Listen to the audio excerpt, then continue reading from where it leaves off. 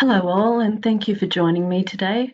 We're here to talk about Thompson et al. 2019, Chapter 6, Strengthening a Company's Competitive Position, Strategic Moves, Timing, and Scope of Operation. So Chapter 6 discusses that once a company has settled on which of the 5 generic competitive strategies that they're going to use, they need to turn their attention to what other strategic actions can be taken to complement this competitive approach and maximize the power of their overall strength. So in this chapter, we're presenting the pros and cons of taking strategy-enhancing measures to strengthen an organization's competitive position. We look at how and when to deploy offensive and defensive strategic moves, when being a first mover, a fast follower, or a late mover is most advantageous, the strategic benefits and risks of expanding a firm's horizontal scope through mergers and acquisitions. We look at the advantages and disadvantages of extending the organization's scope of operations via vertical integration, and the conditions that favor outsourcing certain value chain activities to outside parties. The chapter ends with how to capture the benefits and minimize the drawbacks of strategic alliances and partnerships. So when we're looking at maximizing the power of a strategy, we need to recognize that a company must make choices about its competitive actions. They have to decide how and when to take those actions, and whether or not to increase or decrease the operational scope. Okay, so considering strategy enhancing measures, the questions that an organization is faced with is whether to go on the offensive and initiate aggressive strategic moves to improve the market position. Also, whether to employ defensive strategies to protect the company's market position. When to undertake new strategic initiatives, whether advantage or disadvantage lies in being a first mover, a fast follower, or a late mover. Whether to bolster the organization's market position by merging with or acquiring another organization in the same industry. There's also the question of whether to integrate backward or forward into more stages of the industry value chain system, and which value chain activities, if any, should be outsourced. Also, whether to enter into strategic alliances or partnership arrangements. Okay, so when we're talking about launching strategic offensives to improve an organization's market position, sometimes the best strategic option is to seize the initiative, go on the attack, launch a strategic offensive to improve your market position. And that is no matter which of the 5 generic competitive strategies your organization has decided to employ. Because there's times when a company should go on the offensive to improve market position and performance.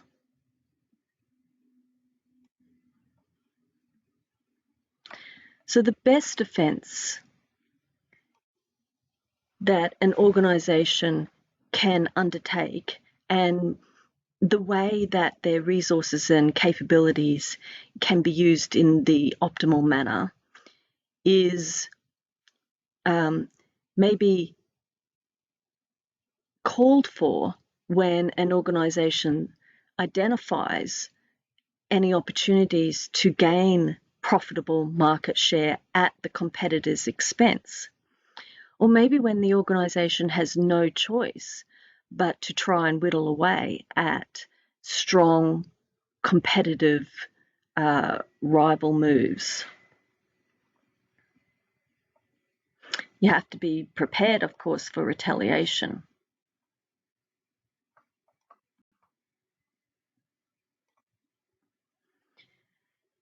All right, so this slide presents offensive strategic options. How long it takes for an offensive move to improve a company's market standing and whether the move will prove successful depends in part on whether the market competitors recognize the threat and begin a counter response. Whether rivals respond depends on whether they are capable of making an effective response and if they believe a counterattack is actually worth the expense and the distraction of a reaction.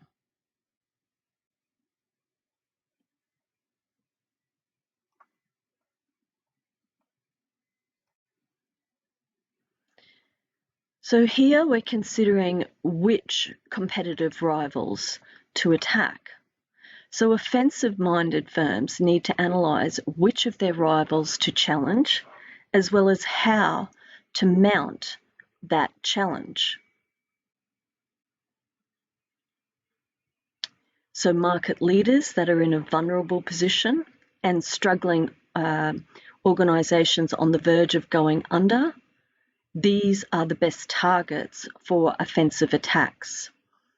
You can also seek to identify runner-up firms with weaknesses in areas where the challenger is strong, or maybe where small and local regional organisations have limited capabilities.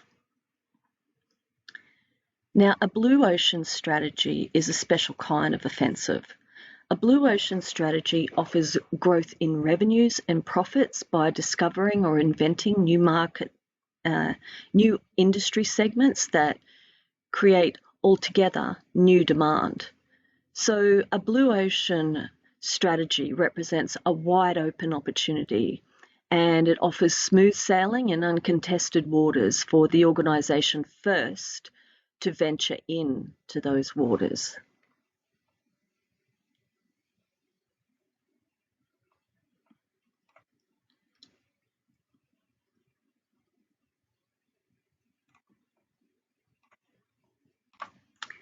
With regard to defensive strategies, what you're doing is protecting your market position and competitive advantage.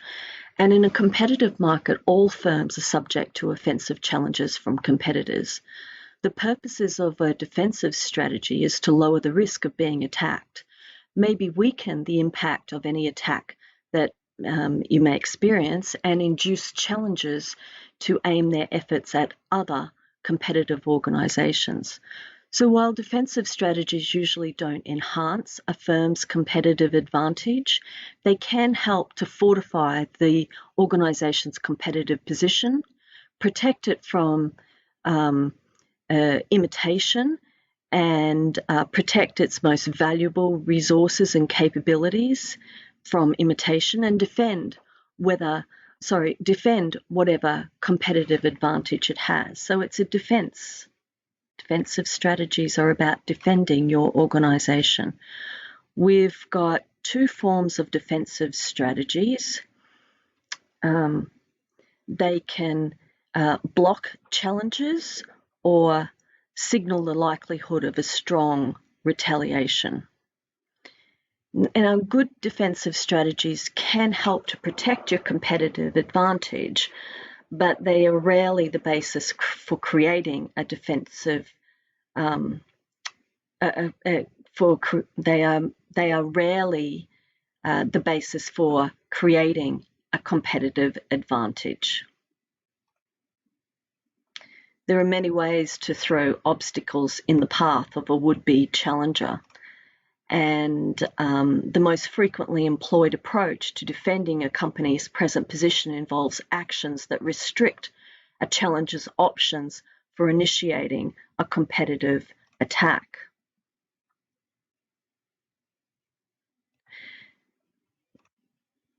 When you're seeking to signal to challengers that retaliation is likely, your goal is to either dissuade the challengers from attacking at all or to divert them to less threatening options. So an effective defensive strategy signals the need that a credible commitment to follow through will happen.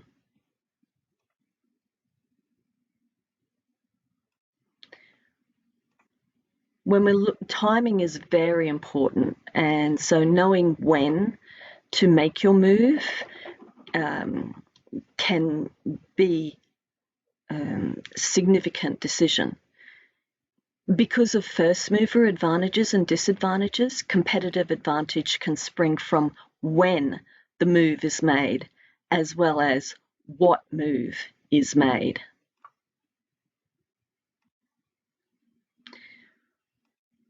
To identify when it's a good idea to be that first mover and capture first mover advantages, this slide presents 6 conditions when a first mover advantages are likely to happen.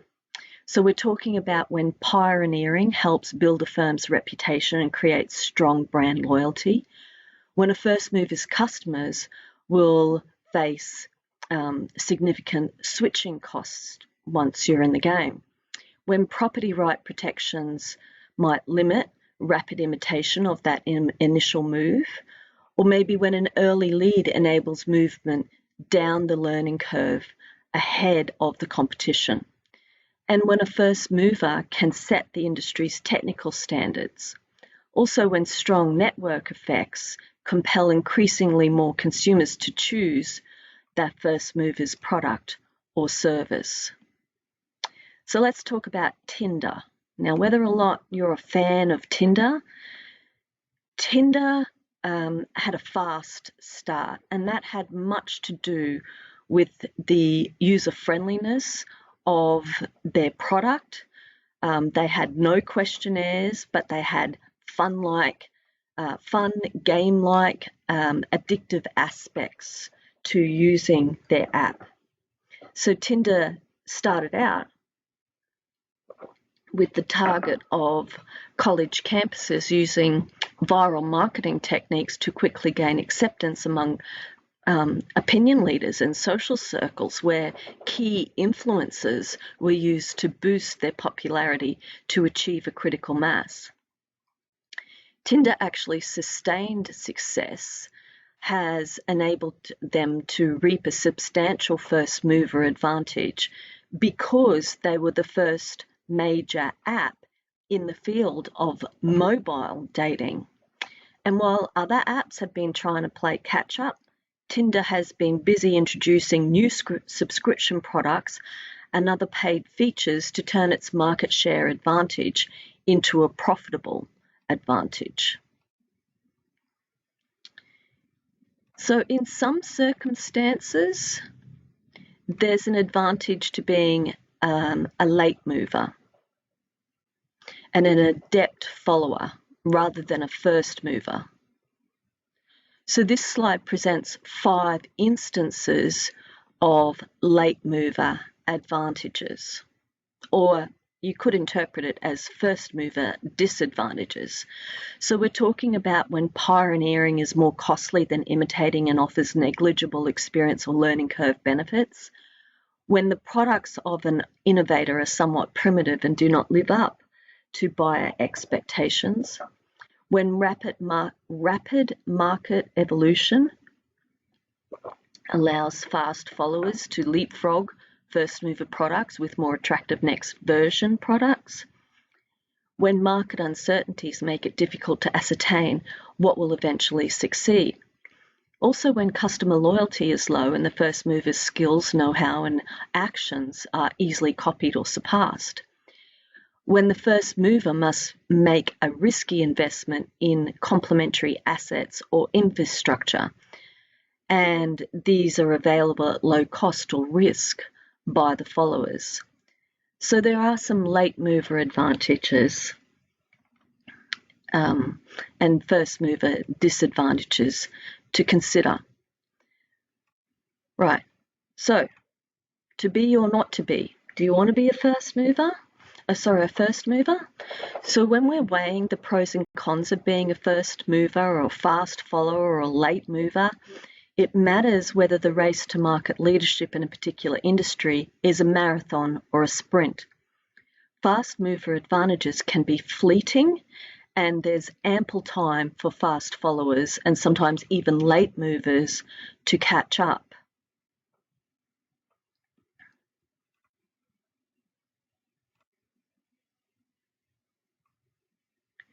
We can also strengthen the organisation's market position via considering the scope of the operation. So the scope of the organisation refers to the range of activities that the firm performs internally.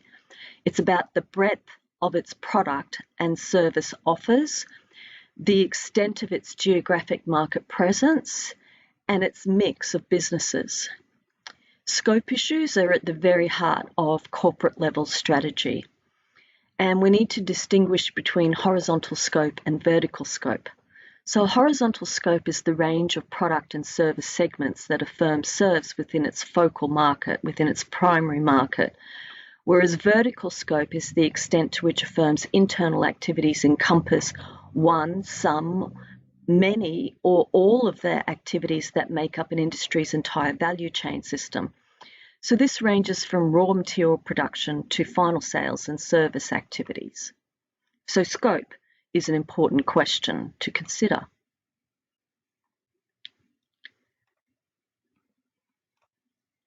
Mergers and acquisitions are a much used strategic option to strengthen an organisation's market position. A merger is the combining of two or more companies into a single corporate entity, with the newly created organisation often taking on a new name. Whereas an acquisition is a combination in which one organisation, that is the acquirer, purchases and absorbs the operations of another, which is the acquired. There are specific strategic objectives associated with mergers and acquisitions. And typically, merger and acquisition strategies set the company's sight on achieving any of these stated 5 objectives: creating a more cost-efficient operation out of the combined organisations, expanding a firm's geographic coverage, extending the firm's business into new product categories, maybe gaining quick access to new technologies or other resources and capabilities, or maybe leading the convergence of industries whose boundaries are being blurred by changing technologies and new market opportunities. Now, despite many successes with regards to mergers and acquisitions, they do not always produce the hoped for competitive and financial outcomes.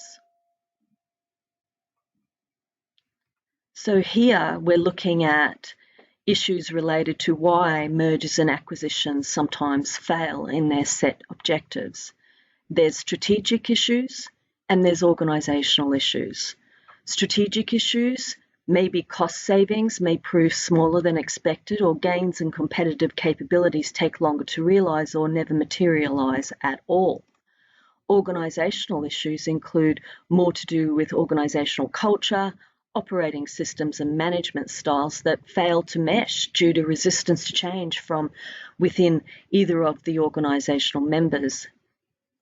Key employees at the acquired firm may be lost in the process of merging and or acquiring. And then there's management issues.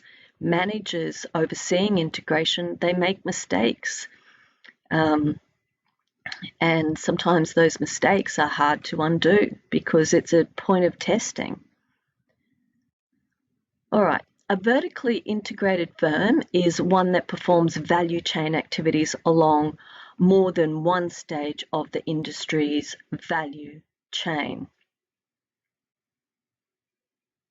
So a vertical integration strategy can expand the firm's range of activities backward into its sources of supply or forward towards end users of the products. There are different types of vertical integration strategies. We have full integration, where the organisation is participating at all stages of the vertical chain. There's partial integration, where you're building positions in selected stages of the vertical chain. Then there's tapered integration strategies, and these involved more a mix of in-house and outsourced activities in any given stage of the vertical chain. So under the right conditions, a vertical integration strategy can add materially to the organisation's technological capabilities, can even strengthen the firm's competitive position and boost profitability. But it's important to keep in mind that vertical integration has no real payoff strategy-wise or profit-wise unless the extra investment can be justified by compensating improvements in organisational costs, differentiation, or competitive strength. When we're talking about backward integration, that involves entry into activities previously performed by suppliers or other organisations positioned along earlier stages of the industry value chain system. So you can integrate backward by achieving same scale economies as outside suppliers, and you end up with a low cost base competitive advantage. You can also integrate backwards by matching or beating suppliers' production efficiency with no compromise on quality, and what you've got there is a differentiation-based competitive advantage.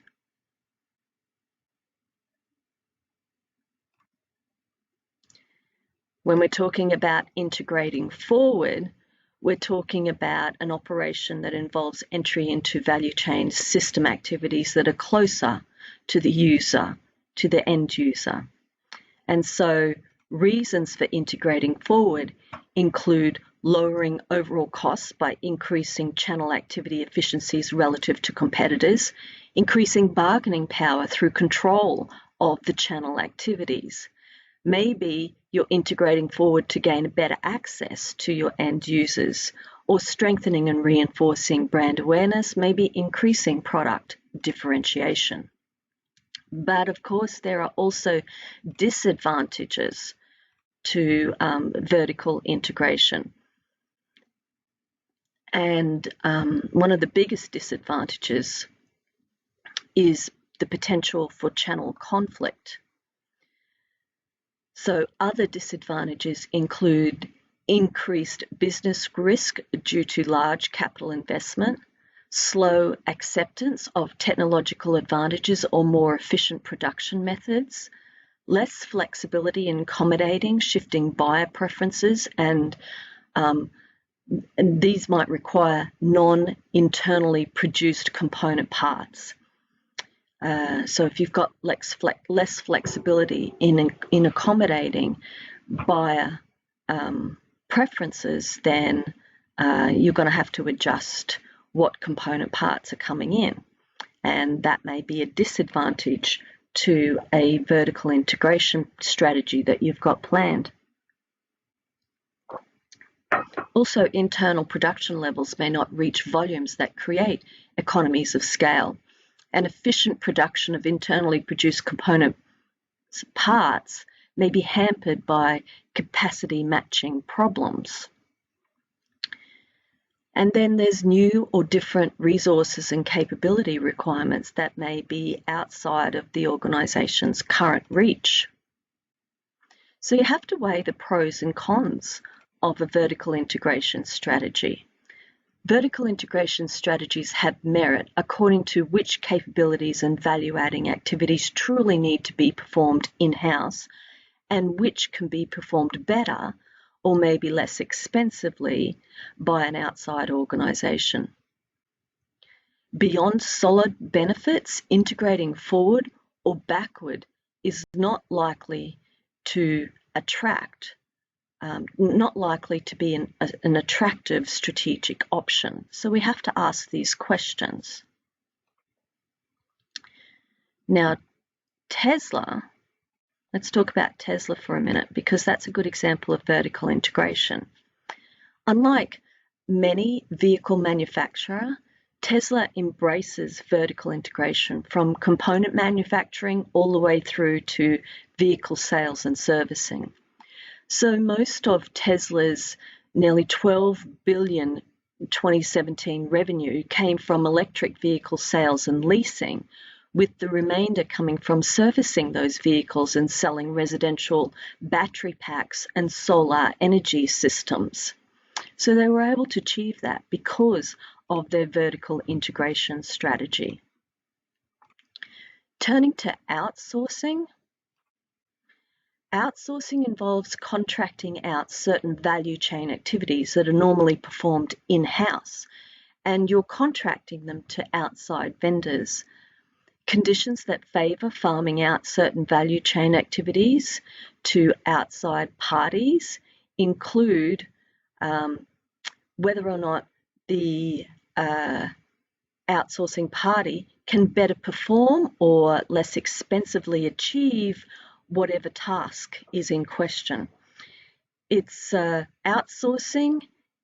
An outsourcing strategy is not crucial to achieving sustainable competitive advantage, but it does improve organisational flexibility and it speeds time to market. It reduces the risk exposure due to new technology or buyer preferences because the outside firm is the one doing the investment in that new technology, and it allows concentration on core business for your organisation, focus on your core competencies, and that leverages key resources and is more successful outsourced. In other words, any organisation does themselves a favour when they choose to deliberately focus on their core competence. But of course, they've got to know what that is, and they've got to know what the scope of that is. And that'll help them to decide what to outsource, when and how, and who to. Of course, there's risks involved with outsourcing value chain activities. So an organisation must guard against outsourcing activities that hollow out the resources and capabilities, maybe lead to loss of control of key activities, and discourage investment in the organisation.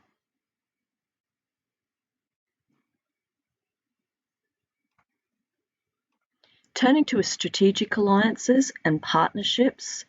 Strategic alliances and cooperative partnerships provide a way to gain benefits offered by vertical integration, maybe outsourcing, maybe horizontal mergers and acquisitions, and while also minimising the associated potential problems and challenges that an organisation will face. So strategic alliances and cooperative arrangements are a common means of how an organisation might actually choose to narrow their scope of operations, and it may serve as a useful way to manage the outsourcing decisions that are deemed appropriate. If a strategic alliance is not working out, then a partner can choose at any time to simply walk away or reduce that collaborative commitment. But when we're looking at factors that make an alliance strategic, as opposed to just a convenience business arrangement, we can look to these 7 purposes. When a strategic alliance facilitates the achievement of an important business objective, that makes an alliance strategic. When a strategic alliance helps build, sustain, or enhance a core competency or competitive advantage, that's a good strategic alliance. Also, when it helps an important resource deficiency or competitive weakness, that's good too. When it helps defend a competitive threat or mitigates a significant risk to an organisation.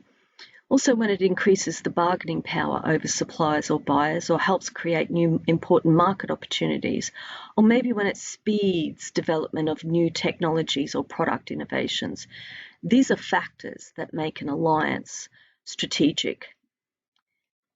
And we need to recognise the benefits of strategic alliances and partnerships. The best alliances are highly selective, focus on particular value chain activities and obtain a specific competitive benefit. Strategic alliances and partnerships enable a firm to build on its strengths and to learn from the alliances and partnerships that they make. So organisations have formed a host of alliances. They need to actually manage their alliances and partnerships as you would do a portfolio of brands, for example. The best alliances are highly selective, and part of what you need to look for in making decisions related to strategic alliances is the cultural differences within the organisations that are seeking to align. You need to recognise that the alliance needs to be mutually beneficial. So this is why we need to be very selective in the strategic alliances that we set up. We need to make sure that both parties are committed to the agreement, and there may be some room to adjust the agreement over time if new circumstances should come up. So you need to structure the decision-making process deliberately to allow for swift and flexible actions. So alliances are more likely to be long-lasting when they involve collaboration with partners that do not compete directly, such as suppliers or distribution allies. Alliances are also more likely to be long-lasting when a trusting relationship has been established and when both parties agree that continued collaboration is mutually beneficial, perhaps because there's new opportunities for learning that are emerging within the alliance.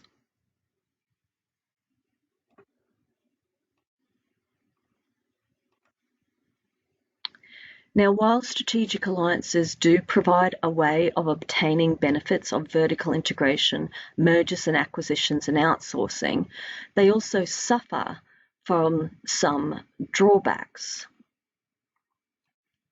And these include clashes within the organisational culture, and that's why you've got to look at that to begin with and assess that, whether that's going to be easy or difficult to combine or work with.